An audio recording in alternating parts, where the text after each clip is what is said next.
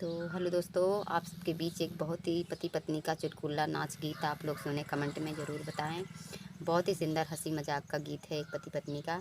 आप लोग ज़रूर सुने और कमेंट में ज़रूर बताएं कैसा लगा।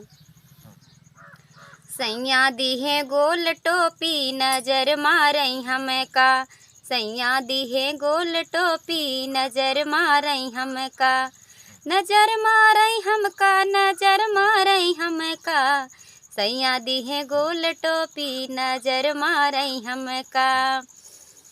रोटिया बनन गई साथ गए अपूना, रोटिया बनावई गई साथ गए अपूना, फूल गई रोटी घुसुरी गए अपूना, फूल गई रोटी घुसुरी गए अपूना, सैया दी है गोल टोपी नजर मारई हमका, सैया दी है गोल टोपी नजर मारई हमका।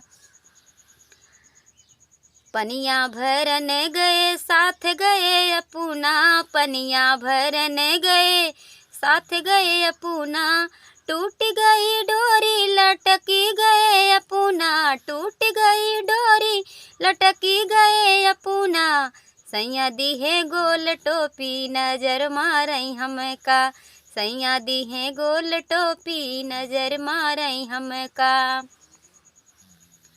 सजिया सोतन गए साथ गए अपूना, सजिया सोवन गए साथ गए अपूना, टूट गई खटिया लुढ़की गए अपूना, टूट खटिया लुढ़की गए अपूना, सैया दी है गोल टोपी नजर मारई हमका, सैया दी है गोल टोपी नजर मारई हमका।